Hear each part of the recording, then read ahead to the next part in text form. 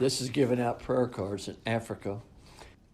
I don't know which one of the native meetings it is, but when we had the meetings there, we had to have the natives of an afternoon and the whites of a night because they wouldn't let them mix. The only place they could be together, which we didn't know, was where the Lord told him to go, to Durban. And there they had big iron gates, and they separated them. But they could all be in the same meeting, but here they didn't. They had the afternoon was the colored people, the blacks, and of a nighttime they'd go into the halls and have them. But they wouldn't let them come in the halls. We just had to have them in open fields. It was wonderful. That's Brother Julius Statscliffe with me, helped me give out prayer cards. I was only 15 years old there. But you get to thinking there, the people you see them suffering, you want everybody to have a prayer card. And I'll have to be honest with you, I looked for the worst cases because I knew God was going to heal them.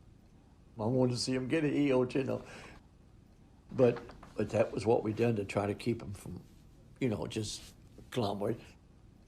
Because when they seen one person healed, they were just like, I don't mean it wrong, it's like cattle. They just stampede. They just come right to the platform. Man, they wanted to be healed too. And there was no stopping them because you couldn't get them, the time, you couldn't get them to understand what they had to do to receive it. It didn't make any difference to them, man. They seen that happen. They was ready. Then what he'd do after a little while, he'd bring one up like a cripple, and the Lord would heal him, or a blind, or deaf, or something like that. And then he'd say, now he'll do the same for you.